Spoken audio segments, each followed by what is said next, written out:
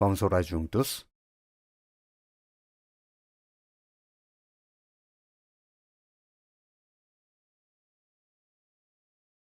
O Senhor Deus Pai nosso, santo, cheio de graça e de misericórdia, agradecemos de coração, porque Deus salvou nós, que vivíamos em pecados e ofensas, e merecíamos receber o julgamento de Deus e ser lançados no lago de fogo, o castigo eterno.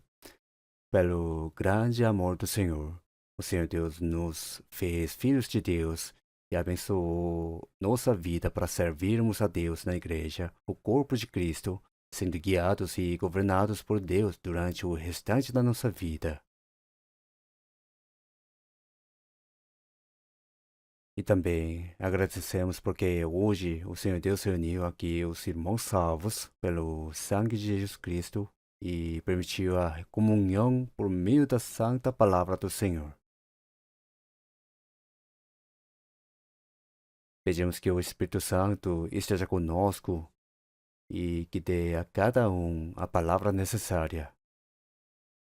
Que cada um compreenda essa palavra e guarde essa palavra no coração com a ajuda do Espírito Santo. Que essa palavra seja alimento, força, consolo e coragem para nossa alma. Que o Senhor firme cada um de nós sobre a palavra para andarmos na verdade e que possamos ser luz deste mundo por meio da nossa vida transformada. Agora está acontecendo a segunda etapa do retiro. Pedimos que o Senhor Deus esteja presente, salve todas as almas que participam deste retiro e aquelas que foram levadas com tanto esforço, sem perder nenhuma delas. Que a boa mão de Deus ajude e guie os pastores, os irmãos e irmãs que estão servindo nessa obra. Pedimos pelos irmãos doentes e por aqueles que passam por dificuldades e aflições. Que o Senhor Deus esteja junto com eles e que ninguém desanime. Que todos olhem mais para o Senhor, confiem no Senhor, não tropecem e se levantem para andar na verdade. Os irmãos que hoje não puderam estar conosco, onde quer que eles estejam, encha cada um com a graça de Deus. Que Deus esteja com as famílias dos missionários que estão pregando o Evangelho pelo mundo. Fortaleça cada um no espírito e no corpo e use preciosamente cada missionário para que muitas almas sejam salvas pela grande obra de Deus. Que levante e ajude todos os irmãos e todas as igrejas espalhadas pelo mundo. Entregamos hoje por completo nas mãos do Senhor. Oramos em nome do Senhor Jesus que nos salvou. Amém.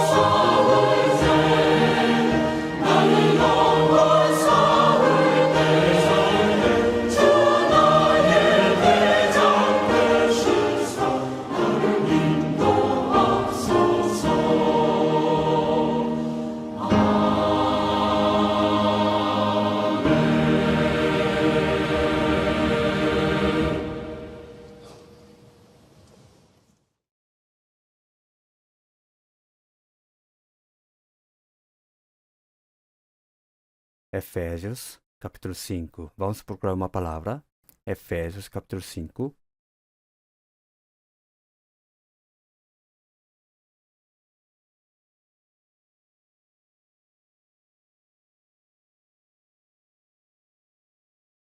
A partir do versículo 22 até 33, eu lerei.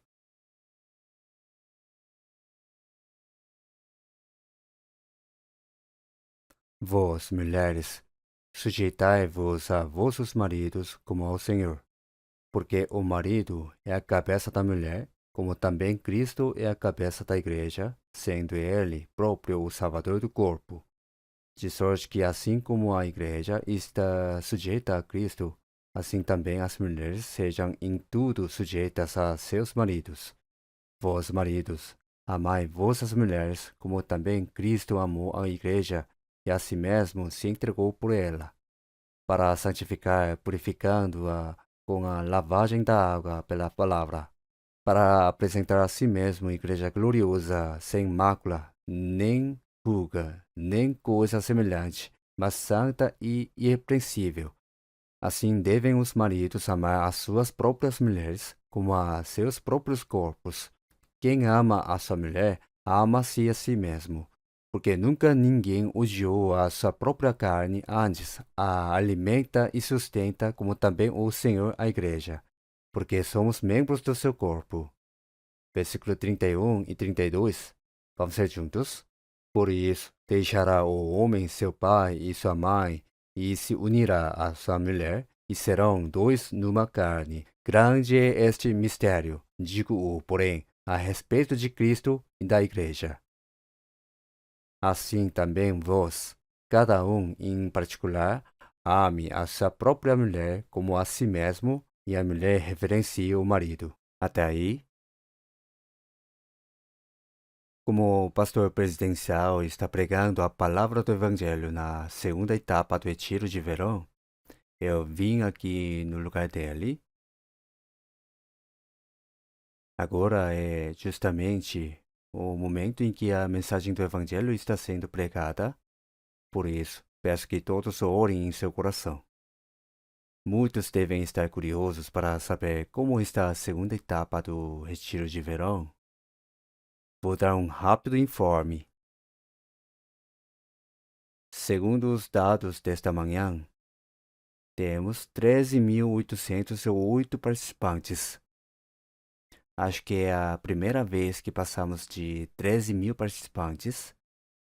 E também ontem, na hora do almoço, quando tivemos o maior número de refeições servidas, 10.528 pessoas almoçaram.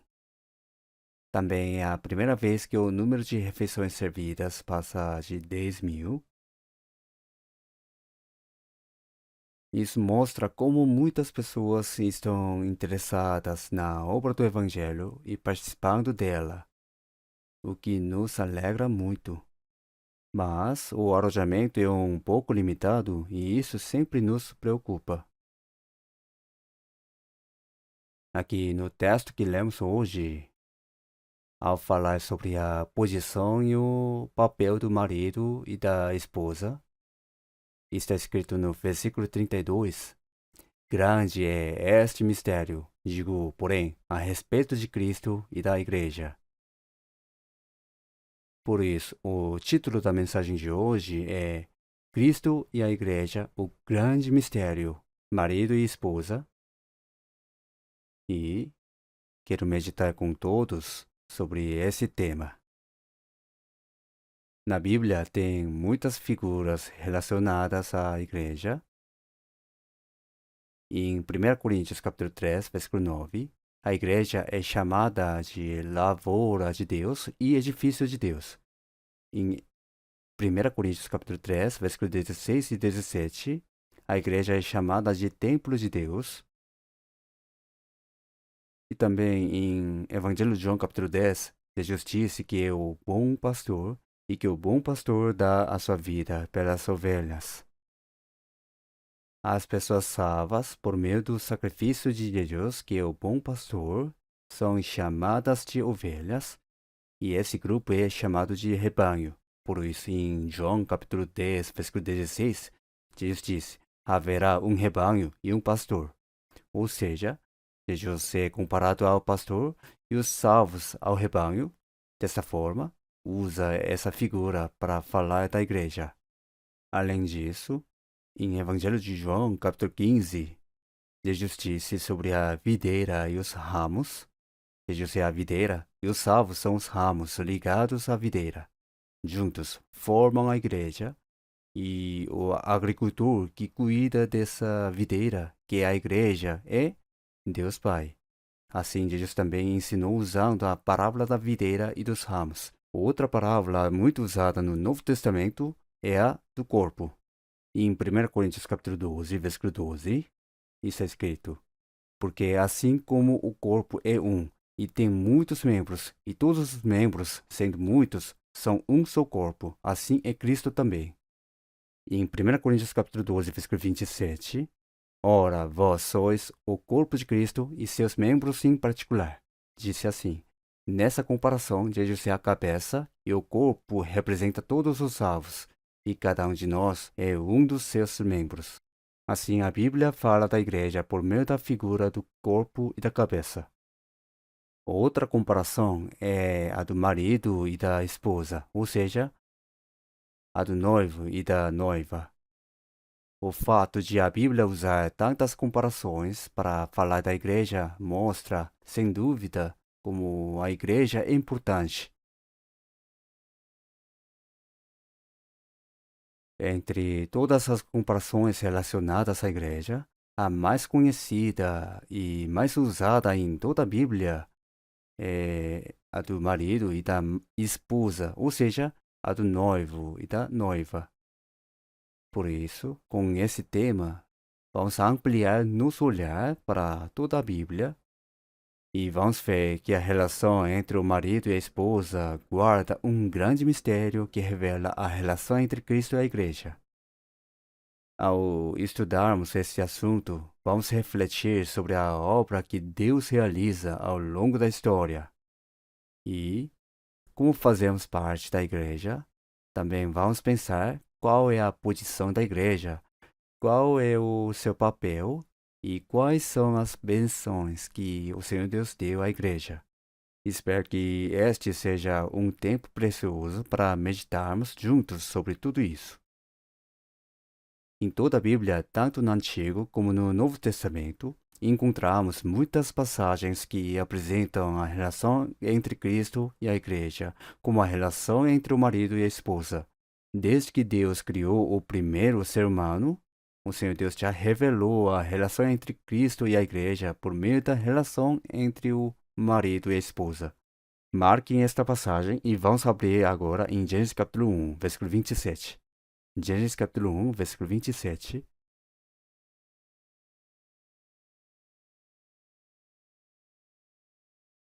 Gênesis capítulo 1, versículo 27.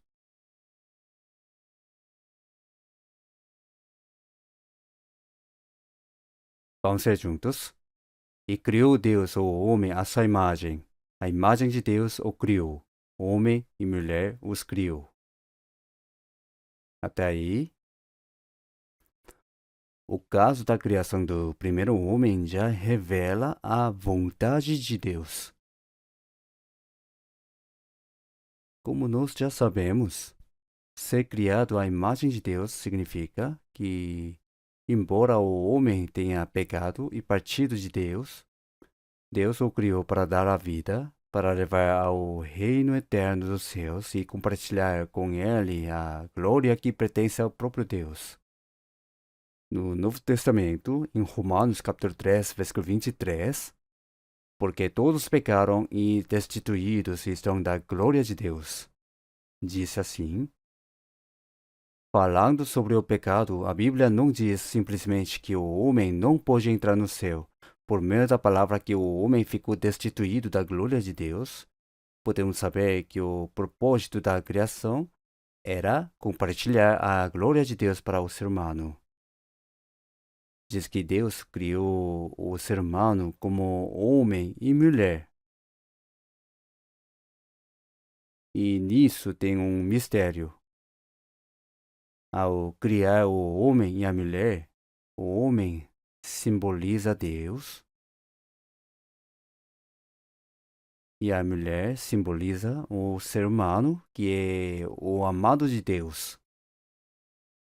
Como sabemos, em 1 João capítulo 4, versículo 8 e 16, está escrito que Deus é amor. E o amor não existe sozinho, o amor sempre precisa de alguém para amar. O Senhor Deus deseja ter alguém para amar, por isso, em 1 Coríntios capítulo 11, versículo 7, o homem é a imagem e glória de Deus.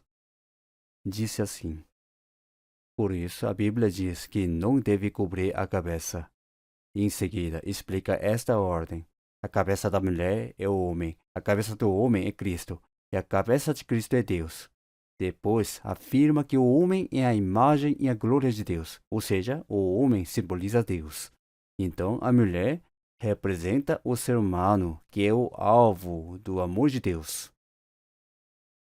A Bíblia diz que Deus criou o homem e a mulher. Então, no capítulo 2 de Gênesis, explica com mais detalhes como essa criação aconteceu no capítulo 1. Pela ordem dos acontecimentos, vemos que o Senhor Deus não criou os dois ao mesmo tempo. Primeiro criou o homem e depois fez a mulher. Gênesis capítulo 2, versículo 18. E disse o Senhor Deus: Não é bom que o homem esteja só. Far-lhe-ei uma ajudadora idônea para ele. Havendo, pois, o Senhor Deus formado da terra todo animal do campo e toda a ave dos céus, os trouxe a Adão para este ver como lhes chamaria. E tudo que Adão chamou a toda a alma vivente, isso foi o seu nome. E Adão pôs os nomes a todo o gado, e às aves dos céus, e a todo animal do campo. Mas para o homem não se achava ajudadora idônea. Então o Senhor Deus fez cair um sono pesado sobre Adão, e este adormeceu, e tomou uma das suas costelas, e cerrou a carne em seu lugar.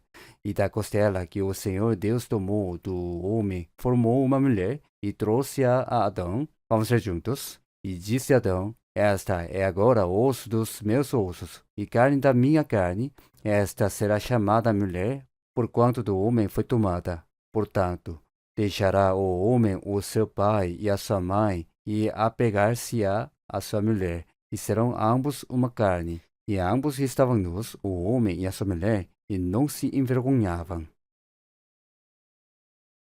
Desde o princípio, o Senhor Deus poderia ter criado o homem e a mulher ao mesmo tempo. Então, por que criou primeiro o homem e só depois disse: Não é bom que o homem esteja só. Far-lhe-ei uma ajudadora idônea. No jardim do Éden, Adão recebeu a autoridade para cuidar e guardar tudo o que tinha ali. Nesse sentido, Adão simboliza Deus. O Senhor Deus possui todas as coisas, mas, assim como Adão tinha autoridade sobre tudo, e mesmo assim ainda não tinha uma companheira, isso mostra que o Senhor Deus também deseja ter alguém para amar. Aqui, observem a sequência dos acontecimentos. Primeiro, Adão deu o nome a todos os gados, às aves do céu e a todos os animais do campo. E o nome que Adão deu a cada um deles se tornou o seu nome. Isso mostra que o primeiro homem tinha uma sabedoria extraordinária. Adão não era como um homem da Idade de Pedra, como o período paleolítico ou do neolítico, gritando e vivendo de forma primitiva. Ele foi criado à imagem de Deus, como refletia os atributos intelectuais e morais de Deus. Tinha uma inteligência extraordinária. Enquanto dava nome aos animais, Adão certamente percebeu uma coisa: todos tinham um seu par, mas ele mesmo estava sozinho. Não havia alguém para amar. Assim, enquanto dava nome aos animais, Deus fez nascer no coração de Adão o desejo de encontrar alguém para amar. Depois disso, Deus fez Adão cair em um sono profundo. Era um sono tão profundo que Adão nem percebeu quando Deus tirou uma das suas costelas. Era como se estivesse morto. Então Deus formou a mulher a partir daquela costela e a trouxe até Adão. E Adão disse: Esta é agora osso dos meus ossos e carne da minha carne. Esta será chamada mulher, porquanto do homem foi tomada. Assim, este homem e mulher foram formados. Portanto, deixará o homem o seu pai e a sua mãe, e apegar-se-á à sua mulher, e serão ambos uma carne. Assim, desde o princípio, Deus estabeleceu a lei de que um homem e uma mulher foram uma família. É o casamento entre um homem e uma mulher, e não há poligamia. E nisso tem um mistério muito importante. Como já aprendemos, é verdade que, por causa do pecado de Adão, em Gênesis capítulo 3, todos os seres humanos nasceram em Adão, com uma natureza corrompida.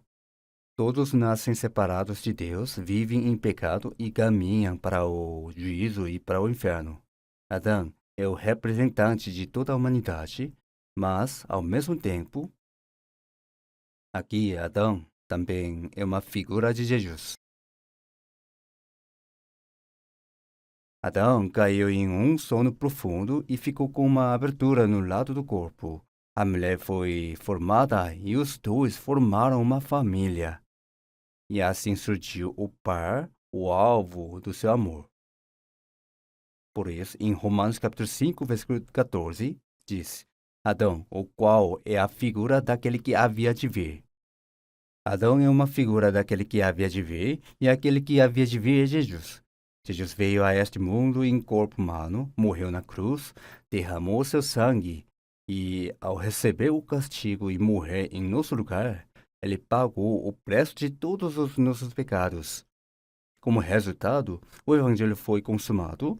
Quem se arrepende e crê no evangelho se torna a noiva de Cristo, o amor amado de Jesus Cristo. Tem esse sentido aqui. Por isso, aqui, Gênesis capítulo 2, versículo 24, portanto, deixará o homem o seu pai e a sua mãe, e apegar-se a sua mulher, e serão ambos uma carne. Essa palavra foi retomada no Novo Testamento, em Efésios capítulo 5, versículo 31 e 32. Por isso, deixará o homem seu pai e sua mãe, e se unirá à sua mulher, e serão dois numa carne. Grande é este mistério, digo-o, porém, a respeito de Cristo e da igreja. Esse acontecimento de Gênesis capítulo 2, em que Deus criou primeiro o homem, o fez cair em um sono profundo, criou a sua companheira e formou uma família, contém o mistério que revela a relação entre Jesus Cristo e os salvos, isto é, a igreja.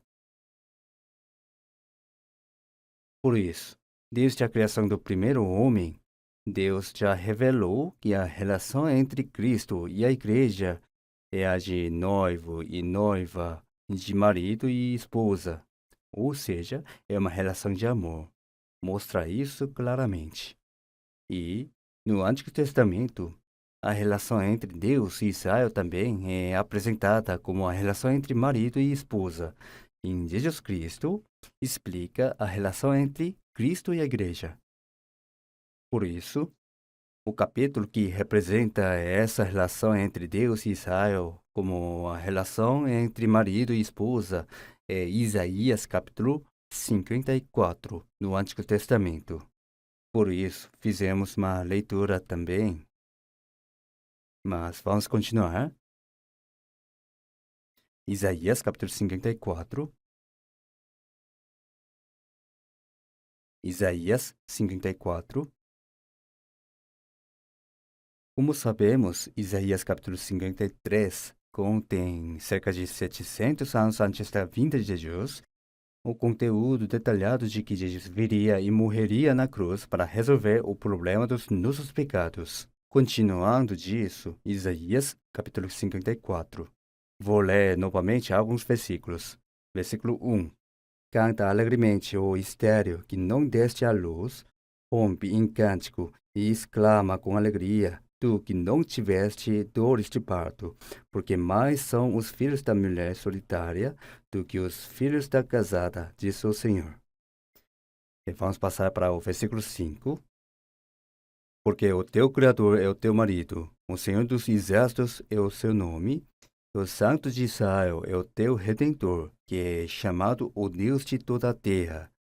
Porque o Senhor te chamou como a mulher desamparada e triste de espírito, como a mulher de mocidade que fora desprezada, diz o teu Deus. Por um breve momento te deixei, mas com grandes misericórdias te recolherei. Com um pouco de ira escondi a minha face de ti por um momento, mas com benignidade eterna me compadecerei de ti, diz o Senhor, o teu Redentor. O conteúdo de Isaías capítulo 54 é o seguinte: por causa da idolatria de Israel e por ter rejeitado Jesus Cristo, enviado por Deus, o povo foi levado cativo para a Babilônia e espalhado entre todas as nações. Mas, como Deus é o seu marido, Deus promete restaurar Israel e fazer prosperar, se fortalecer e se tornar uma grande nação. Aqui, no versículo 1, aparecem as palavras: O estéril que não deste à luz. E também a palavra mulher solitária. Então, tem um contraste entre o estéril que não deste à luz e a mulher solitária. Essa palavra é citada em Gálatas capítulo 4, versículo 27. Aqui, a expressão o estéril que não deste à luz se refere a Israel. E, em sentido mais amplo, se refere à igreja em Cristo.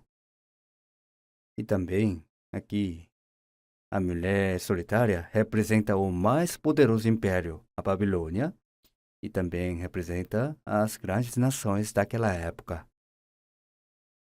Aqui, a estéril que não deste à luz, o Senhor Deus diz, canta.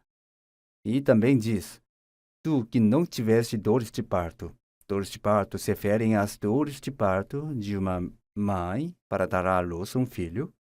Rompe em cântico e exclama com alegria, tu que não tiveste dores de parto, rompe em cântico. Israel tinha sido levado cativo para a Babilônia e depois de rejeitar Cristo, foi espalhado pelo mundo inteiro. Mesmo assim, disse para Israel cantar. Disse para cantar alegremente. Era uma situação em que ninguém conseguia cantar. Mesmo assim, disse, canta. E mais do que isso, canta em voz alta. Por que disse isso? E disse tem duas razões. A primeira razão é porque tem um marido. Por isso, em versículo 5, porque o teu Criador é o teu marido. Mesmo que Israel estivesse sofrendo debaixo do castigo de Deus, levado cativo para a Babilônia, e ao longo da história, por ter rejeitado Cristo, estivesse espalhado pelo mundo inteiro, passando por sofrimentos indescritíveis. Quem é o marido de Israel, então? Isso quer dizer que existe Deus. Já que tem um marido, disse para Israel cantar. E a segunda razão é que, mesmo que naquele momento Israel fosse mais fraco do que a Babilônia, e espalhado pelo mundo inteiro, fosse destruído, mas quando o Senhor Deus o restaurasse, teria muitos filhos, se multiplicaria e se tornaria forte. Por isso, Deus manda que cante e louve em alta voz. Por isso, os versículos 2 e 3 dizem: Amplia o lugar da tua tenda, prepare um lugar maior e estenda as cortinas. Porque quando Deus restaurar Israel, ele voltará a prosperar e a se fortalecer. Por isso, em Isaías capítulo 54, Israel é chamado de esposa. porque tem um marido. A mulher que tem um marido, por isso é esposa.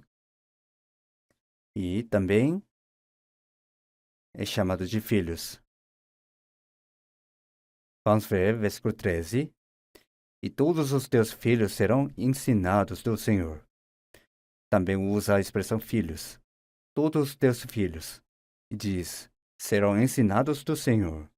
Ao lado desse versículo tem uma nota de rodapé. Nela está escrito, serão discípulos. Ou seja, está também chamado de discípulos. E também na parte final do versículo 17, esta é a herança dos servos do Senhor. Também usa a expressão servos. Assim, diante de Deus, Israel é esposa, filho, discípulo e servo. Da mesma forma, quem foi salvo é, em Cristo, a noiva de Cristo, o noivo.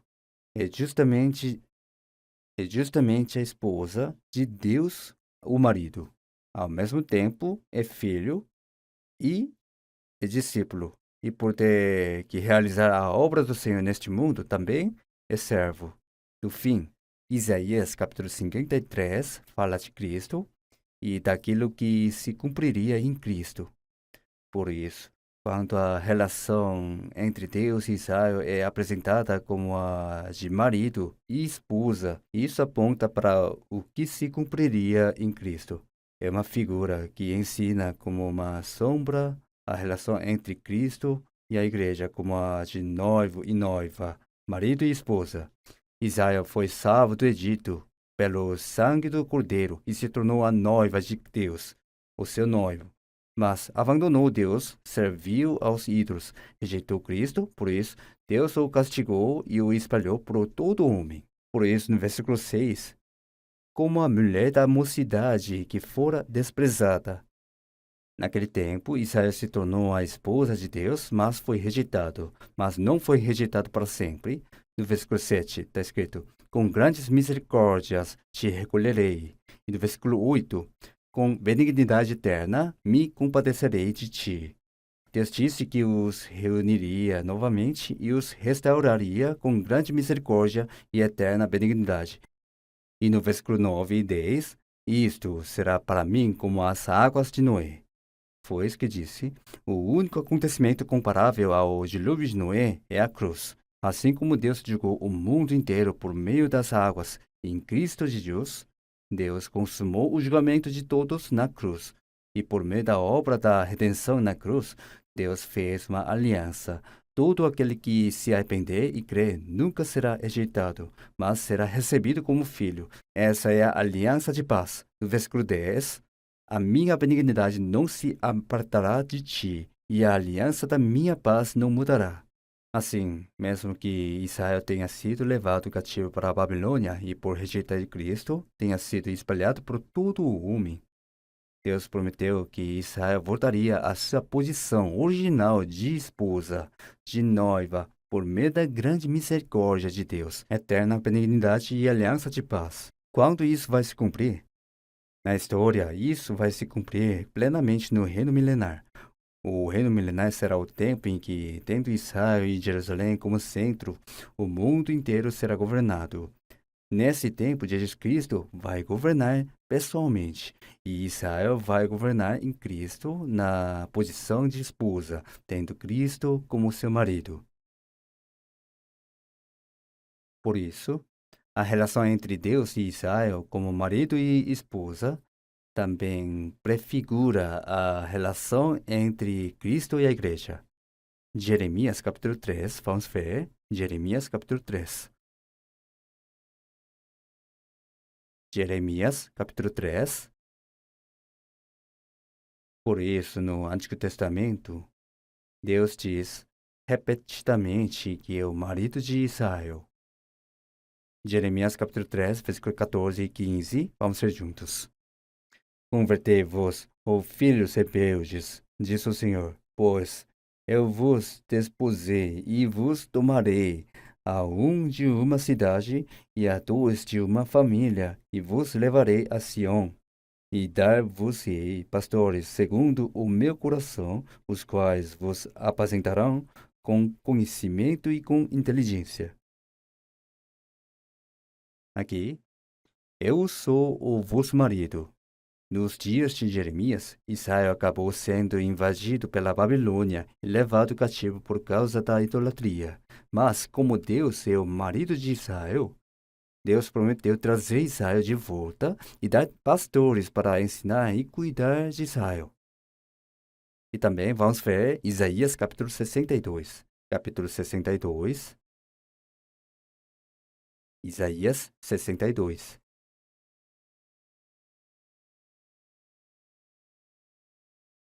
Isaías capítulo 62, versículo 1. Versículo 1. Por amor de Sião, não me calarei, e por amor de Jerusalém, não me aquietarei, até que saia a sua justiça como um resplendor e a sua salvação como uma tocha acesa. O Senhor Deus disse que, custe o que custar, restaurará Israel em Jerusalém.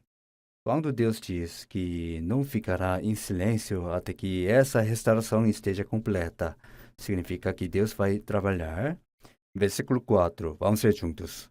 Nunca mais te chamarão desamparada, nem a tua teia se denominará jamais assolada, mas chamar-te-ão o meu prazer está nela, e a tua teia, a casada, porque o Senhor se agrada de ti, e a tua teia se casará.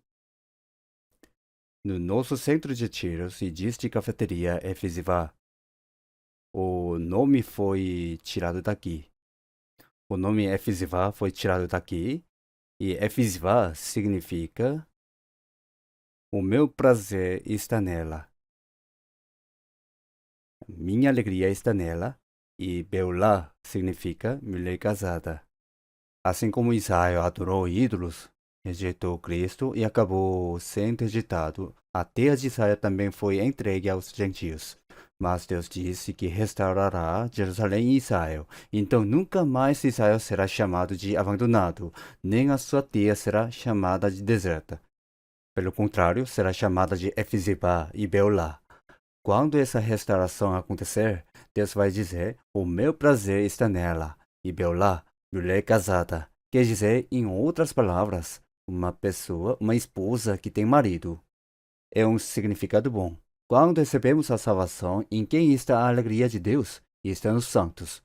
Em Salmos capítulo 16, versículo 3, mas aos santos que estão na terra e aos ilustres, em quem está todo o meu prazer. O Senhor se agrada e se regozija por nós, que fomos salvos.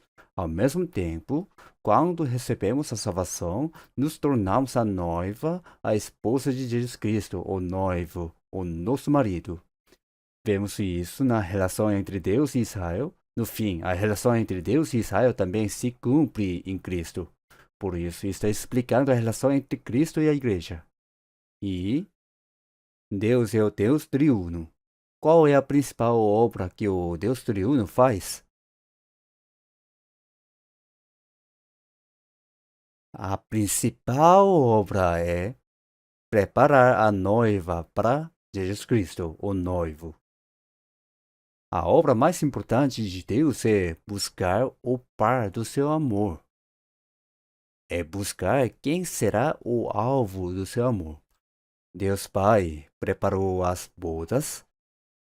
Jesus, o Filho de Deus, veio a este mundo, morreu na cruz. Na realidade, as mãos e os pés foram pregados e o seu lado foi transpassado.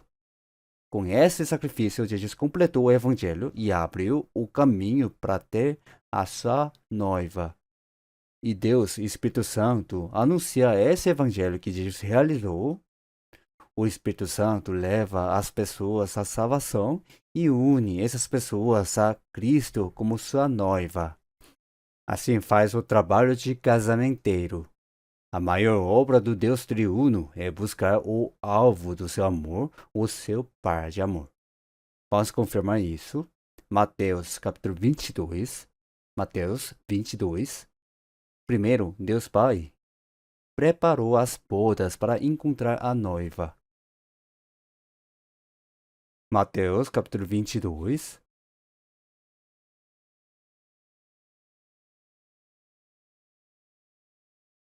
capítulo 22, versículo 2. Versículo 1 e 2. Então Jesus, respondendo, tornou a falar-lhe assim parábolas, dizendo: Vamos ser juntos. O reino dos céus é semelhante a um certo rei que celebrou as bodas de seu filho. Aqui, Jesus falou sobre um rei que fez uma festa de casamento para seu filho. Esse rei representa Deus Pai, e o filho representa Jesus Cristo, o Filho de Deus. E Deus Pai preparou essas bodas para encontrar a noiva de Jesus, o Filho de Deus. Na verdade, podemos dizer que toda a história dos 4.000 anos do Antigo Testamento, desde Adão até a vinda de Jesus, foi um tempo de preparação dessas bodas para encontrar a noiva de Jesus Cristo. Por isso, no versículo 11, quem quiser entrar nessa festa precisa estar vestido com a roupa de bodas. E o rei, entrando para ver os convidados, viu ali um homem que não estava trajado com vestes de núpcias. E disse-lhe: Amigo, como entraste aqui não tendo veste nupcial? E ele emudeceu.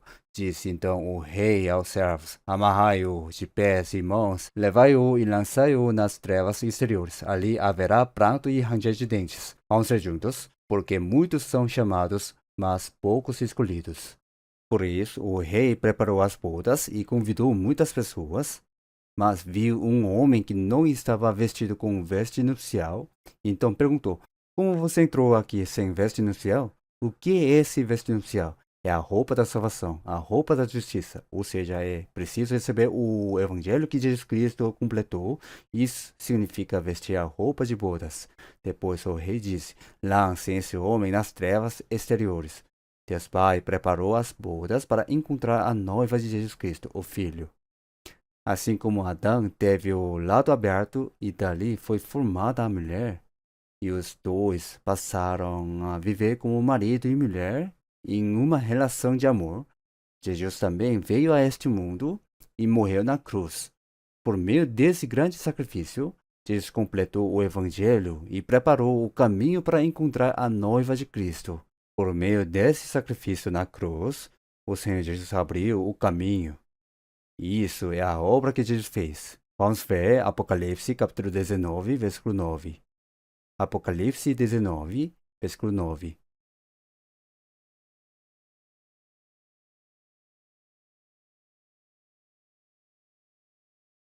Apocalipse capítulo 19, versículo 9.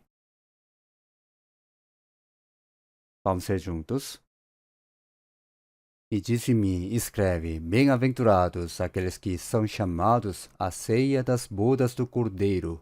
E disse-me: Estas são as verdadeiras palavras de Deus. Aqui está escrito: Bem-aventurados aqueles que são chamados à ceia das bodas do Cordeiro.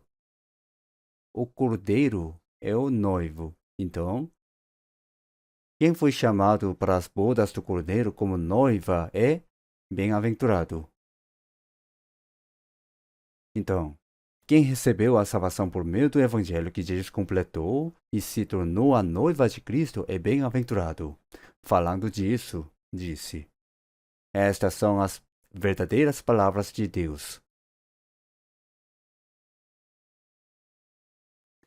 Jesus Cristo é o noivo. Quem recebeu a salvação se torna a noiva de Jesus Cristo. Essas são as verdadeiras palavras de Deus. É maravilhoso termos recebido a salvação e nos tornado a noiva do Cordeiro. A obra do Espírito Santo é anunciar Jesus e fazer das pessoas a noiva do Cordeiro. Por isso, o Espírito Santo faz o trabalho de casamenteiro. Por isso, na Bíblia, em Atos capítulo 1, versículo 8, Mas recebereis o poder do Espírito Santo, que há de vir sobre vós, e ser-me-eis testemunhas, tanto em Jerusalém como em toda a Judeia e Samaria, e até os confins da terra. Disse: Quando o Espírito Santo vier, vocês serão minhas testemunhas, testemunhas de Cristo. E também em João capítulo 15, versículo 26 e 27, está escrito: Mas quando vier o Consolador, que eu, da parte do Pai, vos hei de enviar, aquele Espírito de verdade que procede do Pai, ele testificará de mim. E vós também testificareis, pois estivestes comigo. Deus e o Espírito Santo dá testemunho de Jesus Cristo, e os discípulos também deram testemunho de Jesus porque estiveram com o Senhor. Os discípulos e todos os salvos são instrumentos que Deus e o Espírito Santo usa. São instrumentos para anunciar Jesus Cristo. O apóstolo Paulo chamou os que receberam a salvação de pessoas que fazem o trabalho de casamenteiro. Vamos ver 2 Coríntios capítulo 11, versículo 2. 2 Coríntios capítulo 11, versículo 2. 2 Coríntios capítulo 11, versículo 2. Versículo 2 e 3. Vamos ler juntos. Porque estou zeloso de vós com o zelo de Deus, porque vos tenho preparado para vos apresentar como uma virgem pura a um marido, a saber, a Cristo. Mas temo que, assim como a serpente enganou Eva com a sua astúcia, assim também sejam de alguma sorte corrompidos os vossos sentidos e se apartem da simplicidade que há em Cristo. Essa é a carta que o apóstolo Paulo escreveu à igreja de Corinto para vos apresentar. Paulo disse que era um casamenteiro. Se Paulo, que era um instrumento usado pelo Espírito Santo, fazia o trabalho de casamenteiro, então a obra do Espírito Santo é fazer esse trabalho. O Espírito Santo anuncia Jesus Cristo e leva as pessoas a se tornarem a noiva de Cristo. Em Gênesis capítulo 24, Abraão chamou Eliezer, o seu servo mais velho da sua casa, e pediu que encontrasse uma esposa para Isaque. Não escolha uma esposa para Isaque entre as mulheres da terra de Canaã. Vá até os meus parentes e escolha uma esposa para Isaque. Assim pediu. Por isso, esse servo Eliezer foi e encontrou a esposa de Isaque e voltou com ela. Nessa passagem, Abraão é uma figura de Deus Pai, Isaque é uma figura de Jesus Cristo, o Filho de Deus. Eliezer é justamente uma figura de Deus e Espírito Santo, que anuncia Deus Pai e Jesus Cristo e faz o trabalho de casamenteiro para encontrar a noiva. Por isso, a principal obra de Deus é encontrar a noiva de Cristo. Neste mundo, o Senhor Deus está procurando alguém para ser o par de amor, o objeto do amor de Cristo. Apocalipse capítulo 22, versículo 17. Vamos ver. Apocalipse capítulo 22, versículo 17. Capítulo 22, versículo 17.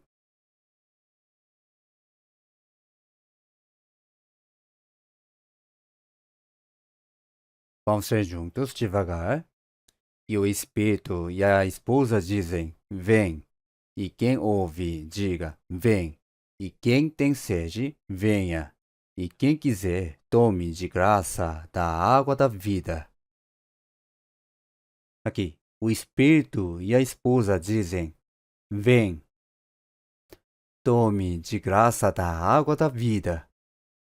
Aqui, o Espírito se refere a Deus e Espírito Santo. A noiva representa os que receberam a salvação, a igreja e todos os salvos. Mas alguns grupos, sem fundamento, dizem que, assim como existe Deus Pai, também existe uma Deus Mãe. Por isso afirmam que o Espírito é Deus Pai e a noiva aqui é essa Deus Mãe. Isso não faz sentido. A obra do Espírito Santo é anunciar Jesus Cristo e chamar a noiva de Cristo. A principal missão da igreja também é dizer: venha, vem. Na verdade, é um convite. O retiro de verão é um convite. E também diz: tome de graça da água da vida. Jesus pagou completamente o preço. Por isso, qualquer pessoa pode vir, se arrepender, crer no Evangelho e receber a água da vida. Fazemos esse trabalho até o fim da nossa vida. E João Batista também chamou Jesus de noivo. Evangelho de João, capítulo 3, versículo 29. Vamos procurar Evangelho de João, capítulo 3, versículo 29. João, capítulo 3, versículo 29.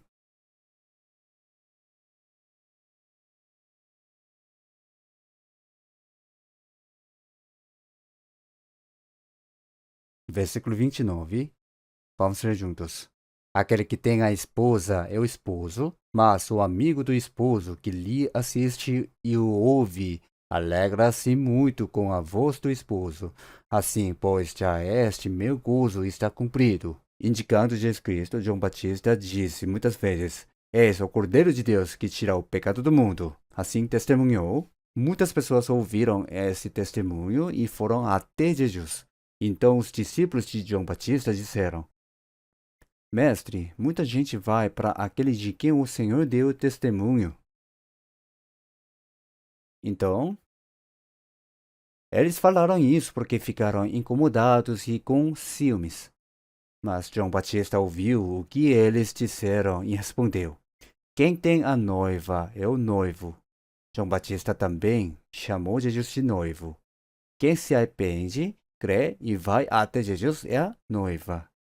Ao mesmo tempo, João Batista era a noiva e também o amigo do noivo, que se alegra ao ver o noivo receber a noiva. João Batista quis dizer isso. Quando duas pessoas se casam, o amigo do noivo se agrada ao ver o casamento e faz de tudo para ajudar o casal, não é?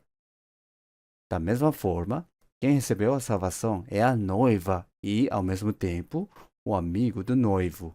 Nós também devemos desejar de todo o coração que a obra do Senhor prospere e precisamos conduzir muitas pessoas a Cristo e participar com alegria da obra que o Espírito Santo está realizando. Assim, em toda a Bíblia, podemos entender que a principal obra realizada pelo Deus triuno é buscar a noiva, o objeto do seu amor.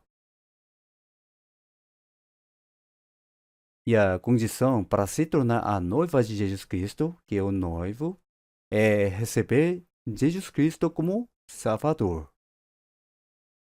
Receber e aceitar o Salvador é a única condição para se tornar a noiva de Cristo, o noivo. Creio que o livro da Bíblia que explica melhor isso é Oséias. Vamos procurar Oséias. No Antigo Testamento, Oséias vem logo depois de Daniel. Como não procuram esse livro com frequência, alguém nem saiba onde ele fica. Oséias, capítulo 1. Oséias, capítulo 1. Eu lerei alguns versículos. Capítulo 1, versículo 2. O princípio da palavra do Senhor por meio de Oséias. Disse, pois, o Senhor a Oséias: Vai, toma uma mulher de prostituições e filhos de prostituição, porque a Teia certamente se prostitui, desviando-se do Senhor. Foi, pois, e tomou-a como filha de Diblaim, e ela concebeu e lhe deu um filho. E disse-lhe o Senhor: Põe-lhe o nome de Israel, porque daqui a pouco visitarei o sangue de Israel sobre a casa de Jeú, e farei cessar o reino da casa de Israel. Versículo 6. E tornou ela a conceber, e deu à luz uma filha, e Deus disse: Põe-lhe o nome de Lo-ruama, porque eu não tornarei mais a compadecer-me da casa de Israel, mas tudo lhe tirarei. Vamos passar para o versículo 8. E depois de haver desmamado a Lo-ruama, concebeu e deu à luz um filho. E Deus disse: Põe-lhe o nome de Loami, porque vós não sois meu povo, nem eu serei vos Deus. Todavia, o número dos filhos de Israel será como a areia do mar, que não pode medir-se nem contar-se. E acontecerá que no lugar onde se lhes dizia: Vós não sois meu povo, se lhes dirá: Vós sois filhos do Deus vivo, e os filhos de Judá e os filhos de Israel juntos se congregarão e constituirão sobre si uma só cabeça, e subirão da teia, porque grande será o dia de Israel. Vamos ler juntos, capítulo 2, versículo 1. Dizei a vossos irmãos, a mim, e a vossas irmãs, o ama. Aqui, no versículo 2, o princípio da palavra do Senhor por meio de Oseias. Aqui, o fato de Deus ter falado por meio de Oseias não significa apenas que Deus deu uma mensagem ao profeta Oseias para que ele transmitisse essa mensagem, mas significa principalmente que Deus revelou a sua vontade por meio da própria vida do profeta Oseias. Por isso, quando observamos atentamente a vida do profeta Oseias, entendemos claramente qual é a obra da história da redenção que Deus realiza. Aqui, Deus disse ao profeta Oseias que tomasse uma mulher adúltera e tivesse filhos de prostituição. Então Oseias obedeceu à palavra de Deus e foi e tomou Gomer, uma mulher de prostituições, ou seja, a prostituta Gomer, e teve 3 filhos. O primeiro foi Jezreel, a segunda foi uma filha chamada Lo-Ruamá, o terceiro foi um filho chamado Lo-Ami. O que isso representa? Oseias é uma sombra de Deus. E também a mulher adúltera Gomer e os 3 filhos que nasceram dela representam Israel e, ao mesmo tempo, todos os pecadores que pertencem a Adão e cometeram adultério espiritual.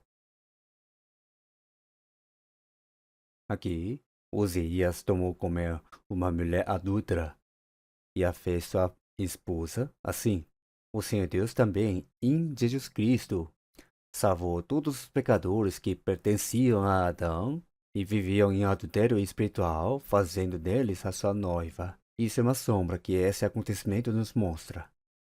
Pessoal, abandonar o marido é cometer adultério. Da mesma forma, nós abandonamos Deus, o nosso Criador, para servir a outros ídolos. Nós deixamos o Deus Criador e amamos mais o mundo. Por isso, em Tiago, capítulo 4, versículo 4, adúlteros e adúlteras, não sabeis vós que a amizade do mundo é inimizade contra Deus? Espiritualmente, quando uma pessoa deixa Deus para servir a outra coisa ou coloca outra coisa acima de Deus, isso é adultério espiritual. Nós somos pessoas que cometeram adultério espiritual em Adão. Assim como Deus mandou Oseias tomar Gomer como esposa, Deus também salvou em Jesus Cristo a nós que cometemos adultério espiritual em Adão e nos fez o seu par de amor. Depois nasceram 3 filhos. O primeiro se chamou Jezreel, o segundo Lo-Ruama e o terceiro Lo-Ami. Falando sobre Jezreel, o versículo 4 diz: Visitarei o sangue de Israel sobre a casa de Jeu e farei cessar o reino da casa de Israel. Isso significa que Deus destruiria e faria cessar. O nome Lo-Ruama significa aquela que não recebeu misericórdia. E Lo-Ami significa não é meu povo. O que significa isso? Na verdade, em Adão, nós não recebíamos a misericórdia de Deus. Em Adão, éramos pecadores, não éramos o povo de Deus. No fim, estávamos destinados à destruição e à perdição, destinados a entrar no inferno eterno. Mas, depois, no versículo 11, Deus diz: Mas grande será o dia de Israel, e dizei a mim, e o ama. O que significa isso? Em Cristo, Deus nos salvou, assim como está escrito que grande será o dia de Israel.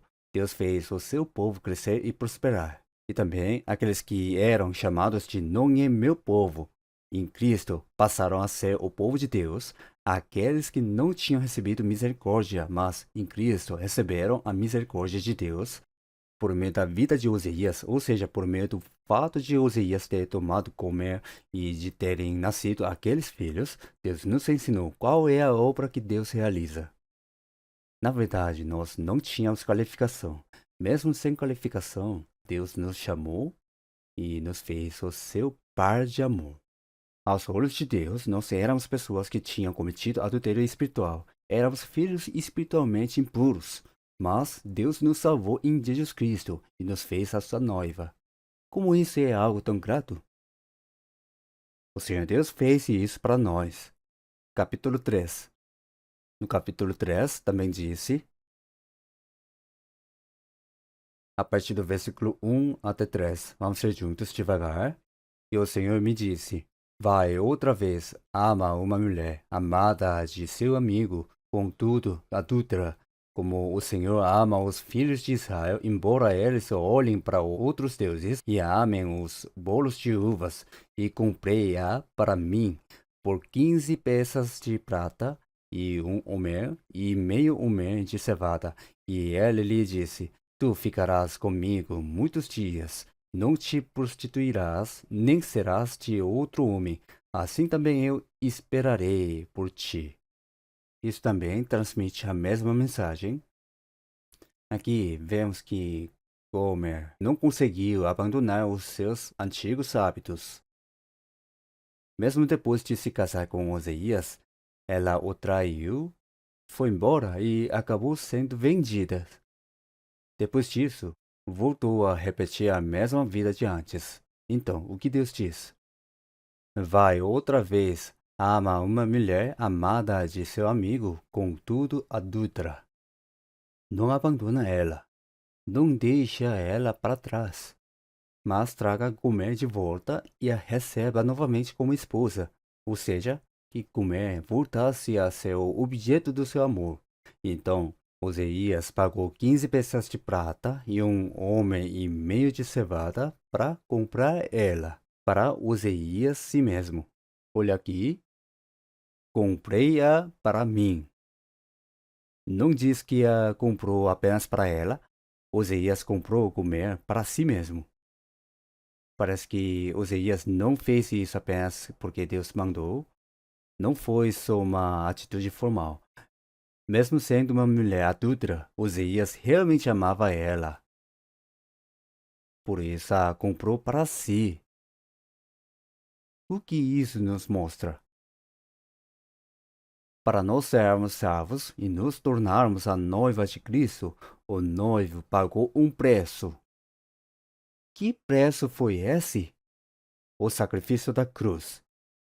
Assim como foi aberta uma ferida no lado de Adão, o Senhor Jesus recebeu o castigo em nosso lugar e pagou o preço com o seu sangue para nos comprar. Por isso, em 1 Coríntios capítulo 6, versículo 19, não sois de vós mesmos, porque fostes comprados por bom preço. Em 1 Coríntios capítulo 7, versículo 23 também, fostes comprados por bom preço, não vos façais servos dos homens. Em Atos capítulo 20, versículo 28, diz, para apresentar-lhes a igreja de Deus que ele resgatou com seu próprio sangue. Pelo preço do sangue de Jesus, nós nos tornamos a noiva de Cristo. E isso foi por nós, ao mesmo tempo, por quem Jesus pagou o preço para nos receber como sua esposa, por Jesus si mesmo. Por isso, em Isaías capítulo 43, versículo 25, eu mesmo sou o que apago as tuas transgressões por amor de mim, e dos teus pecados não me lembro. Por amor de Deus si mesmo, e por amor de Cristo si mesmo, pagou e nos comprou. Então, como nós devemos fazer? Aqui, Oséias fez um pedido a Gomer, e ele lhe disse, tu ficarás comigo muitos dias, não te prostituirás, nem serás de outro homem, assim também eu esperarei por ti. Se o Senhor nos recebeu como sua noiva, e se eu realmente me tornei a noiva de Cristo, eu devo guardar a minha fidelidade ao noivo, que é Cristo. Por quê? Porque Cristo, o nosso noivo, fez isso por nós.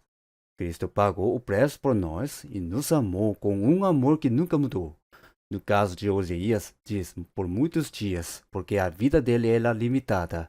Mas Jesus Cristo se tornou o nosso noivo para sempre, e nós nos tornamos a noiva eterna de Jesus Cristo. Assim também eu farei contigo. Por isso, é justo que nós guardemos a nossa fidelidade ao Senhor. Oséias capítulo 2, Oséias capítulo 2, versículo 19 e 20. Versículo 19 e 20. Vamos ler juntos. E desposar-te-ei comigo para sempre. Desposar-te-ei comigo em justiça, e em juízo, e em benignidade, e em misericórdias. E desposar-te-ei comigo em fidelidade, e conhecerás ao Senhor. Aqui, desposar-te-ei comigo para sempre. Cristo é o nosso noivo, e nós somos a noiva de Cristo. Nós entramos em um relacionamento de amor que dura para sempre. E aqui aparecem justiça, juízo, benignidade, misericórdias e fidelidade. São 5 presentes. Resumindo, podemos dizer que são duas: justiça e amor. Cristo nos concedeu a sua justiça. Ao mesmo tempo, Cristo nos salvou por essa graça, por esse amor demonstrado na cruz. Por isso, comigo para sempre, nós entramos em um relacionamento de amor eterno com o Senhor. Então, existe apenas uma condição para alguém se tornar a noiva de Cristo: é receber o evangelho que o noivo, Jesus Cristo, consumou. Existe apenas essa condição: é receber Jesus Cristo, o noivo, como Salvador. Somente assim, alguém se torna a noiva de Cristo. Nós precisamos entender isso. Agora, nós fomos salvos e nos tornamos a noiva de Cristo. Vamos ver Efésios capítulo 5.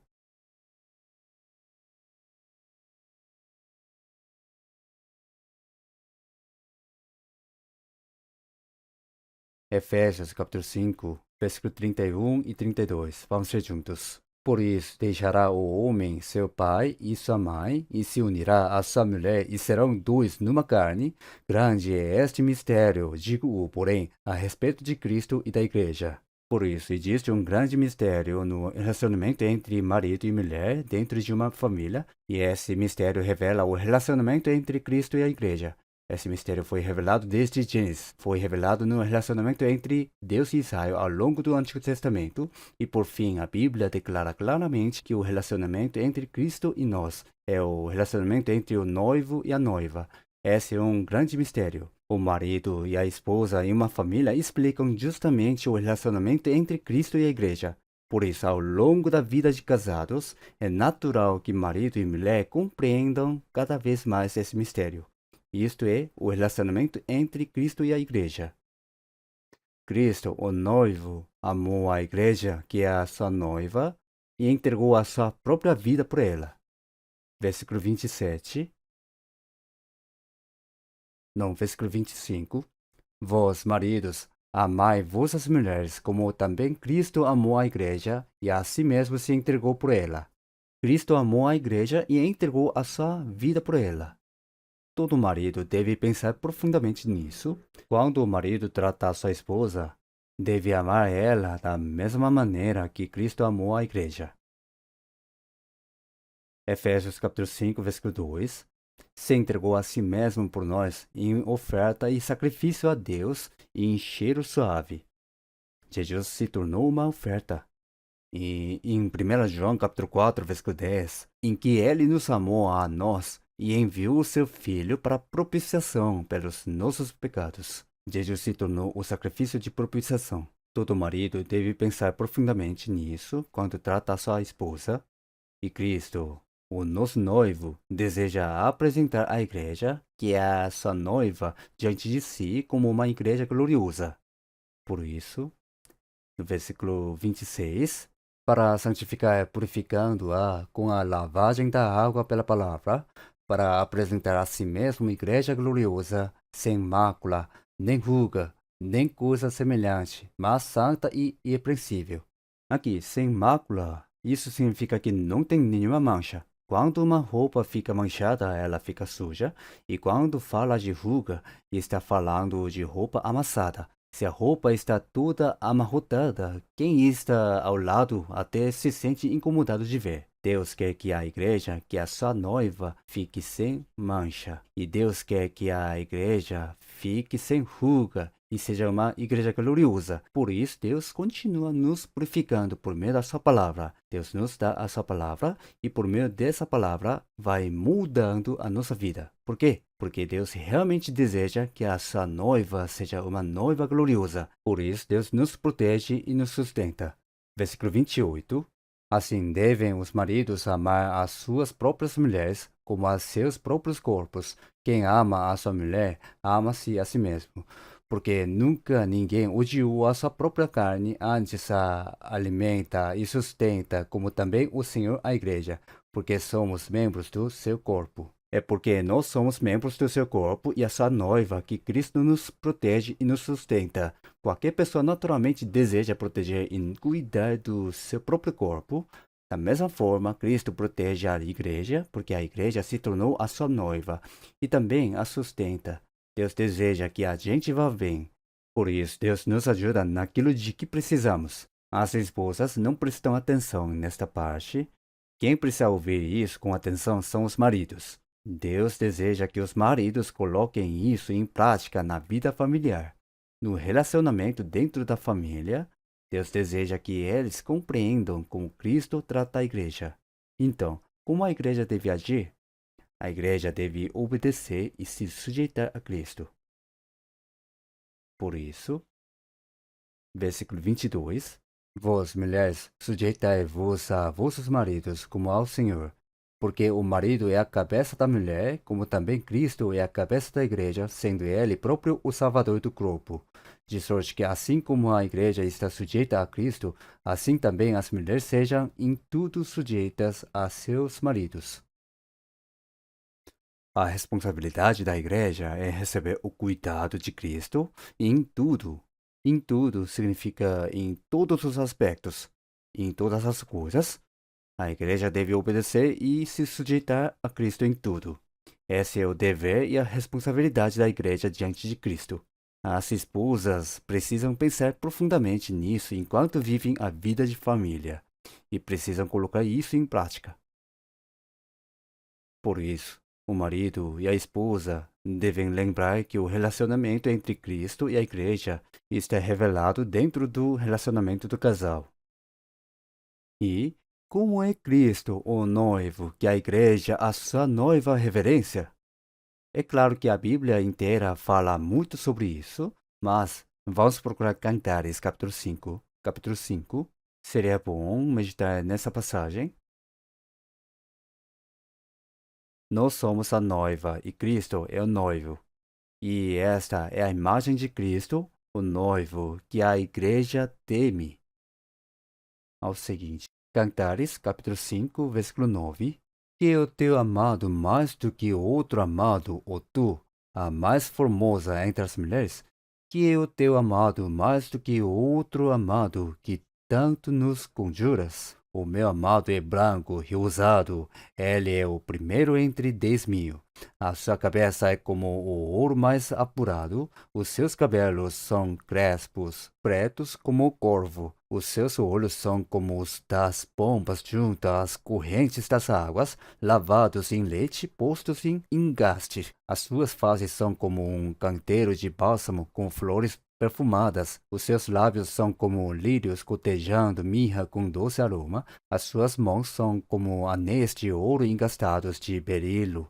O seu ventre como alvo marfim coberto de safiras, as suas pernas como colunas de mármore colocadas sobre bases de ouro puro, o seu aspecto como o Líbano, excelente como os cedros. A sua boca é muitíssimo suave. Vamos ser juntos. Sim, ele é totalmente desejável. Tal é o meu amado e tal o meu amigo, o filhas de Jerusalém. Aqui as mulheres de Jerusalém perguntaram à Sulamita, que representa a noiva, o que o seu amado tem de melhor do que os outros? É como quando um infiel pergunta a nós que fomos salvos: você fala tanto de Jesus, o que Jesus tem de tão especial? Como é o Senhor que nós tememos? No versículo 10, o meu amado é branco e rosado, ele é o primeiro entre 10.000. A principal característica de Jesus é esta, branco e rosado. O branco representa Jesus santo e puro. E o que representa o rosado? Representa a cor do sangue. Jesus derramou seu sangue precioso para perdoar os nossos pecados e nos amou. Branco e rosado. O branco representa o caráter de Jesus e o rosado representa aquilo que Jesus fez por nós. Depois disso, apresenta 10 coisas: a cabeça, os cabelos, os olhos, as faces, os lábios, as mãos, o ventre, as pernas, o aspecto e a boca. São 10 características. O número 10 representa o todo, ou seja, tudo é amável. A cabeça é como o ouro mais apurado. O ouro mais apurado representa aquilo que não muda. A cabeça representa a autoridade. A autoridade que Jesus possui é eterna. O amor de Jesus também é eterno. Tudo é imutável. A cabeça é como ouro puro, e os seus cabelos são crespos e pretos como o corvo. Os cabelos pretos representam juventude e força. Jesus é poderoso. Jesus nos dá a sua força e o seu poder. Por isso, Jesus nos faz viver com força. E os seus olhos são como os das pombas junto às correntes das águas, lavados em leite, postos em engaste. Os olhos são como os de uma pomba. A pomba representa a pureza. Os olhos do Senhor são puros como os de uma pomba quando olham para nós. No Senhor não existe falsidade. O Senhor não olha para nós que fomos salvos com maldade. O Senhor nos observa com um olhar cheio de bondade, desejando apenas que tudo vá bem conosco. O Senhor nunca pensa: como posso fazer essa pessoa cair? Não pensa assim. Pelo contrário, o Senhor pensa: como posso levantar corretamente essa pessoa? Como posso fazer essa pessoa ir bem? Já que os olhos do Senhor são puros, o Senhor sempre olha para nós, desejando que tudo vá bem conosco. E também diz que os seus olhos são como se tivessem sido lavados em leite. O leite de uma mãe representa o amor, ou seja, o Senhor olha para nós com um olhar de amor. E aqui, os seus lábios são como lírios cotejando mirra com doce aroma. Os lábios são como lírios. Quando fala de lírios aqui, não está falando de lírios brancos, mas sim vermelhos. Por isso, dizer que os lábios são como lírios significa que eles são vermelhos e dos lábios escoe mirra. O que sai dos lábios de Jesus tem uma mensagem principal. O vermelho representa o sangue, cotejando mirra. A mirra representa a morte, porque era usada para os cadáveres. No centro da mensagem de Jesus estão o sangue e a morte. Por meio desse evangelho, nós recebemos a salvação. E ele é totalmente desejável, sim. Nós servimos um Senhor que não tem defeito algum, ele é perfeito em tudo. Nós recebemos esse Senhor como o nosso noivo. Então, como é a noiva que agrada ao noivo? Cantares capítulo 4, Cantares capítulo 4, versículo 1. Cantares capítulo 4, versículo 1. És que és formosa, meu amor, és que és formosa. Os teus olhos são como os das pombas entre as tuas tranças. O teu cabelo é como o rebanho de cabras que pastam no monte de Gileade. Os teus dentes são como o rebanho das ovelhas tosquiadas que sobem do lavadouro e das quais todas produzem gêmeos e nenhuma há estéril entre elas. Os teus lábios são como um fio de escarlate e o teu falar é agradável. A tua fronte é qual um pedaço de romã entre os teus cabelos. O teu pescoço é como a torre de Davi edificada para pendurar armas. 1000 escudos pendem dela, todos burguês de poderosos. Os teus dois seios são como dois filhos gêmeos da gazela que se apresentam entre os lírios. Aqui no capítulo 4, vemos que a noiva chegou diante do noivo na liteira que o noivo enviou, ou seja, a noiva está diante do noivo para o casamento, e o noivo canta ao contemplar a noiva. Essa passagem mostra muito bem como é a noiva que agrada ao noivo, que é o Senhor. Veja como começa: meu amor, tu és formosa, tu és formosa. Deus diz que nós somos belos, muito belos aos seus olhos. Na Bíblia, todas as figuras que representam a noiva de Cristo são pessoas bonitas. Eva, como ela era bonita. Esta é agora o osso dos meus ossos e carne da minha carne. Sara, a esposa de Abraão, como ela era bonita. Mesmo aos 90 anos, continuava sendo uma mulher bonita. Rebeca, a esposa de Isaque, ela também era muito bonita. E Raquel, a esposa de Jacó, Jacó trabalhou nada menos que 14 anos para poder se casar com Raquel. Se ele serviu durante 14 anos para ter uma esposa, é porque Raquel era realmente o desejo do seu coração. Deus nos vê assim. Deus olha para cada salvo e diz: Você é formoso, muito formoso. E os teus olhos são como os das pombas. A pomba representa a pureza. Quando olhamos para o Senhor, devemos olhar com os olhos puros, sem falsidade, com um coração que colocou tudo no Senhor, com um coração que ama o Senhor de verdade, espera somente no Senhor e confia inteiramente no Senhor. Então, quanto isso agrada ao Senhor? Os teus cabelos são como o rebanho de cabras que pastam no monte de Gileade. A comparação com um rebanho de cabras mostra que os cabelos são longos. Na Bíblia, de modo geral, cabelos longos representam obediência. O Senhor deseja uma noiva obediente. Os teus dentes são como o rebanho das ovelhas tosquiadas que sobem do lavadouro e das quais todas produzem gêmeos e nenhuma há estéril entre elas. Isso quer dizer que os dentes estão bem alinhados. Quando os dentes estão bem alinhados, a pessoa consegue mastigar bem, então a digestão também é boa. O Senhor se agrada com a noiva que ouve a sua palavra e a assimila bem. E em seguida, os teus lábios são como um fio de escarlate. Dos seus lábios sai continuamente um fio de escarlate. O que o Senhor deseja que saia dos lábios dos salvos? Um fio de escarlate, a cor do sangue, ou seja, a mensagem do sangue precioso do Senhor. O Senhor deseja que dos nossos lábios saia o Evangelho e que no nosso testemunho apareçam o Evangelho e o precioso sangue de Cristo. Na verdade, quando anunciamos a palavra, anunciamos Cristo crucificado. Então, cada detalhe desta passagem mostra claramente o que Cristo, o noivo, se agrada em ver na sua noiva, que é a igreja e cada um dos santos. O teu pescoço é como a torre de Davi edificada para pendurar armas, 1000 escudos pendem dela, todos buquês de poderosos. Na Bíblia, o pescoço geralmente representa a vontade.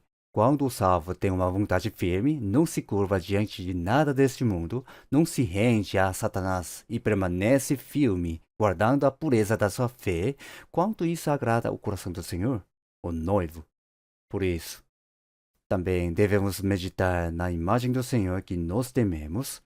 Quanto mais entendermos claramente quem é o Senhor em quem cremos, a nossa fé vai se tornar mais firme e vai surgir em nós o desejo de servir ao Senhor com fidelidade. Além disso, quando compreendemos como é o santo que agrada ao Senhor, como é a noiva que agrada ao noivo, iremos nos tornar cada vez mais parecidos com essa noiva para agradar ao Senhor. E por fim, tem mais uma coisa para pensar. No fim da história, haverá o julgamento da grande prostituta. E também haverá a bênção eterna que a igreja, a noiva de Cristo, receberá do seu noivo. Vamos pensar um pouco sobre isso.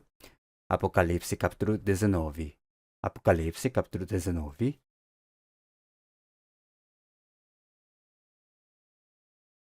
Apocalipse capítulo 19.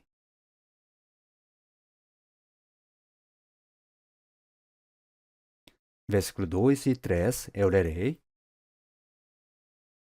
Porque verdadeiros e justos são os seus juízos, pois julgou a grande prostituta que havia corrompido a terra com a sua fornicação, e das mãos dela vingou o sangue dos seus servos. E outra vez disseram, Aleluia, e a fumaça dela sobe para todo o sempre. Vamos passar para o versículo 7. Regozijemo-nos e alegremo-nos e demos-lhe glória, porque vindas são as bodas do Cordeiro, e já a sua esposa se aprontou. E foi-lhe dado que se vestisse de linho fino puro e resplandecente, porque o linho fino são as justiças dos santos. E disse-me, escreve, bem-aventurados aqueles que são chamados à ceia das bodas do Cordeiro. E disse-me, estas são as verdadeiras palavras de Deus. E eu lancei-me a seus pés para o adorar, mas ele disse-me, olha, não faças tal, sou teu conservo. E de teus irmãos que têm o testemunho de Jesus, adora a Deus, porque o testemunho de Jesus é o espírito de profecia. Até aí? Em Apocalipse capítulo 19, no versículo 7, aparece a esposa do cordeiro. E no versículo 2, aparece a grande prostituta. Aqui a grande prostituta e a esposa do cordeiro são colocadas em contraste. O conteúdo de Apocalipse capítulo 17 e 18 fala da grande prostituta e do julgamento que ela vai receber. Já Apocalipse capítulo 19 fala da bênção eterna que a esposa do cordeiro vai receber. Por isso, o capítulo 19 de Apocalipse é importante. Deus registrou esse conteúdo justamente na parte final do livro de Apocalipse. Primeiro, os versículos 2 e 3 falam do julgamento e da punição eterna que a grande prostituta vai receber. Vamos ver de novo. Aqui, os santos clamam, no versículo 3, Aleluia, e louvam ao Senhor. E qual é o conteúdo desse louvor? Eles estão louvando a Deus pelo julgamento da grande prostituta. Mas por que louvam a Deus por esse julgamento? Porque ao julgar a grande prostituta, Deus faz justiça pelo sangue que ela derramou dos que receberam a salvação. Deus retribui o que ela fez. Por isso a palavra diz assim: julgou a grande prostituta, das mãos dela vingou o sangue dos seus servos. O julgamento da grande prostituta é este: a fumaça sobe para todo sempre. Disse assim: por isso o julgamento da grande prostituta é eterno, porque a sua fumaça sobe para todo sempre. Ou seja, se trata de julgamento e condenação eternos. Mas o que a grande prostituta representa? Ela representa o poder religioso que vai se unir aos governos deste mundo e que vai abandonar Deus e apostar da fé durante os 7 anos da grande tribulação. Vamos ver Apocalipse capítulo 17, versículo 1 e 2. Capítulo 17, versículo 1 e 2, vamos ler juntos. E veio um dos 7 anjos que tinham as 7 taças e falou comigo, dizendo-me: Vem, mostrar-te-ei a condenação da grande prostituta que está assentada sobre muitas águas, com a qual fornicaram os reis da terra, e os que habitam na terra se embebedaram com o vinho da sua fornicação. A condenação da grande prostituta que está assentada sobre muitas águas. Está falando disso? As muitas águas representam o mundo inteiro. A grande prostituta domina sobre o mundo inteiro. Ela representa um grande poder religioso. Muitas pessoas não percebem isso porque não dão muita atenção ao assunto, mas existe um movimento de unificação das religiões. É o WCC. Eles dizem: os caminhos podem ser diferentes, mas o destino é o mesmo. Mas isso não faz sentido. Se os caminhos são diferentes, o destino também é diferente. Como é possível dizer que os caminhos são diferentes, mas o destino é o mesmo? Por isso, durante os 7 anos da grande tribulação, esse poder religioso vai acabar se unindo aos governos deste mundo, com a qual fornicaram os reis da terra, e os que habitam na terra se embebedaram com o vinho da sua fornicação. Quando chegar a última grande tribulação de 7 anos, haverá um abandono completo de Deus e todas as falsas forças religiosas se unirão. A Bíblia chama isso de grande prostituta.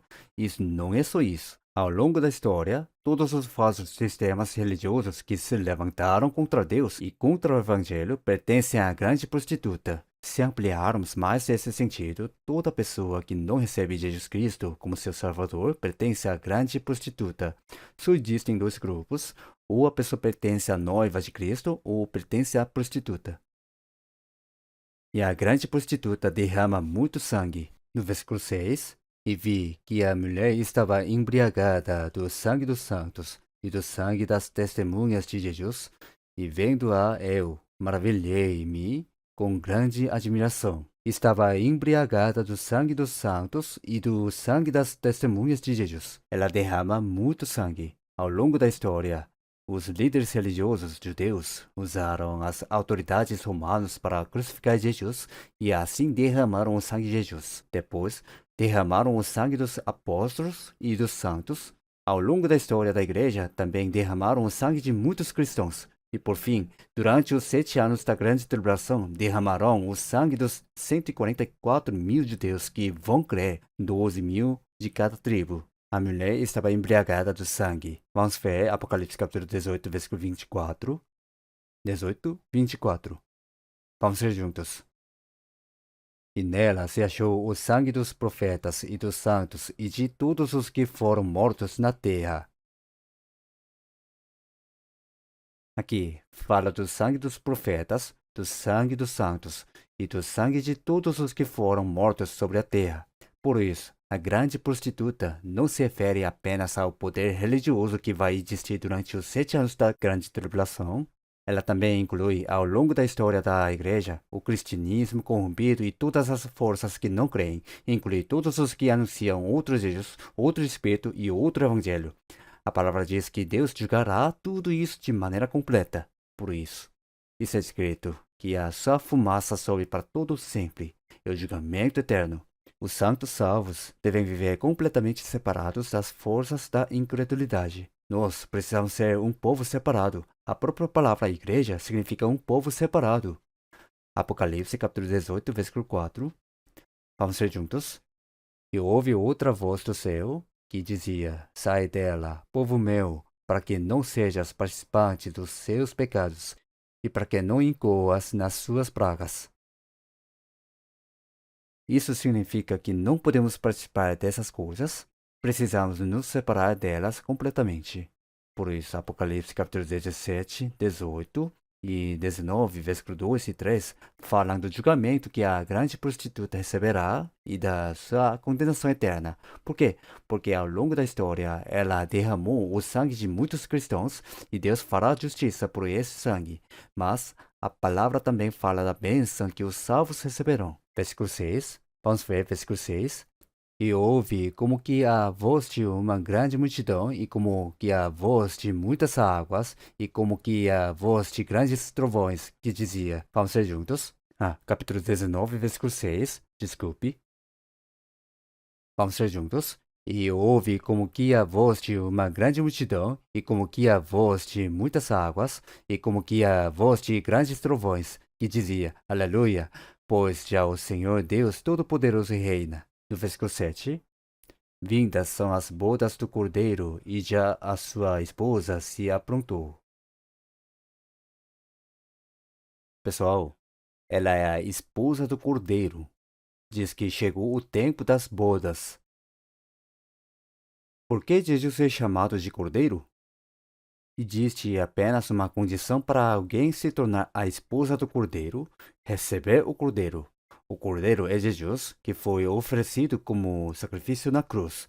Diz: Eis o Cordeiro de Deus que tira o pecado do mundo. Eu preciso receber a verdade de que Jesus foi o sacrifício que levou os meus pecados na cruz em meu lugar, e preciso receber a verdade de que os meus pecados foram perdoados para sempre. Assim, alguém se torna a noiva de Jesus. Na verdade, entre os 66 livros da Bíblia, o livro que mais chama Jesus de Cordeiro é o Apocalipse. Procurem no Apocalipse. A expressão Cordeiro para se referir a Jesus aparece 27 vezes. Quantas vezes? É o livro que mais usa essa expressão. No último livro da Bíblia, Deus enfatiza de maneira especial que Jesus é o Cordeiro. A única condição para alguém se tornar a noiva de Cristo, o noivo, é receber Jesus como o Cordeiro. É preciso receber Jesus de verdade como o meu Salvador. E diz: Vindas são as bodas do Cordeiro. O que significa isso? Significa que chegou o tempo que Deus tinha determinado. Quando terminar a era da igreja, já existe um tempo determinado para a volta do Senhor. Quando esse dia chegar, o Senhor vai vir e levar os salvos lá no céu. Vão acontecer as verdadeiras bodas. Enquanto estamos nesta terra, os salvos estão como uma noiva prometida em casamento. A cerimônia das bodas vai acontecer lá no céu. Por isso, enquanto vivemos nesta terra, somos uma virgem pura, e no futuro nos tornaremos a esposa do Cordeiro. Por isso, apóstolo Paulo disse: Vos tenho preparado para vos apresentar como uma virgem pura a um marido, a saber, a Cristo. Em 2 Coríntios capítulo 11, versículo 2. Enquanto estamos nesta terra, vivemos como uma virgem pura, aguardando o dia das bodas. A cerimônia das bodas acontecerá lá no céu. Pensando na vida de uma pessoa, qual é um dos dias mais felizes? O dia do casamento, não é verdade? Quando o Senhor vier, nós subiremos para encontrá-lo Jesus é o noivo e nós somos a noiva. Então entraremos nessa união com Cristo e viveremos com Ele para sempre. Imaginem quanta alegria terá naquele dia. Por isso, o versículo 6 diz: como que a voz de uma grande multidão, e como que a voz de muitas águas, e como que a voz de grandes trovões, que dizia: Aleluia, louvam de forma maravilhosa. Por quê? Porque será um dia muito feliz. Antes, como que a voz de muitas águas, era difícil imaginar isso, mas quando fiquei diante das cataratas do Iguaçu e ouvi o barulho das águas caindo, consegui entender um pouco melhor essa expressão. Quando os salvos subirem para o céu e, como a noiva do Cordeiro, estiverem cheios de alegria e felicidade, eles levantarão um grande louvor. Será uma alegria tão grande que a Bíblia diz: regozijemo-nos e alegremo-nos. Naquele dia haverá uma emoção profunda, uma grande comoção e alegria, sem sombra das dúvidas. E, quando chegar o tempo das bodas do Cordeiro, a igreja entrará definitivamente na posição de esposa do Cordeiro e a noiva participa do julgamento realizado pelo noivo. Também participa da glória que pertence ao noivo. Participa tanto do julgamento quanto da glória. Por isso, Apocalipse capítulo 19, a partir do versículo 11 até 16, fala da volta de Cristo à terra para julgar este mundo, e Apocalipse capítulo 21 e 22 falam dos novos céus e da nova terra eternos. Observem um detalhe na volta de Jesus à terra. O versículo 12 diz que Jesus tem muitas coroas sobre a sua cabeça. Por que Jesus, o noivo, usa tantas coroas? Em Apocalipse capítulo 4, os santos lançam diante de Jesus as coroas que receberam enquanto viveram nesta terra. O fato de Jesus usar essas coroas quando vem para julgar mostra de forma indireta que Jesus fará justiça por todo o sangue derramado dos salvos e por todos os sofrimentos que eles suportaram. E quando Jesus vier montado em um cavalo branco, os salvos também virão atrás de Jesus montados em cavalos brancos. Apocalipse capítulo 19, versículo 14. E seguiam-no os exércitos no céu em cavalos brancos e vestidos de linho fino, branco e puro. São os santos vestidos de linho fino, branco e puro. Os santos participam desse julgamento juntamente e também participam da glória eterna dos novos céus e da nova terra. Então, como a noiva do Cordeiro, como devemos viver nesta terra? Resumindo de forma simples, o Cordeiro e a esposa do Cordeiro compartilham o mesmo destino. O noivo e a noiva têm o mesmo destino. Jesus viveu uma vida de sofrimento, por isso a esposa do Cordeiro, a igreja e os santos também vivem uma vida de sofrimento. Isso é correto. Primeiro vem o sofrimento, depois vem a glória. Jesus passou pelo sofrimento da cruz, depois vieram a glória da ressurreição, a glória da ascensão ao céu, ele recebeu a glória. Por exemplo, Davi passou pelo sofrimento e depois entrou na glória. Mical, a esposa de Davi, é uma figura da igreja e dos santos. Quando Davi recebeu a glória, Mical não participou dessa glória. Por quê? Porque ela não participou do sofrimento de Davi. Quando Davi estava sofrendo, Mical foi dada em casamento a outro homem chamado Bauti. Mais tarde, quando Davi se tornou rei, mandou trazer ela de volta e a colocou novamente na posição de esposa. Mas ela não participou da glória. Por quê? Porque ela não tinha participado do sofrimento. Se eu realmente sou a noiva de Cristo, eu também participarei dos sofrimentos de Cristo. Ao mesmo tempo, a Bíblia diz: e a sua esposa já se aprontou.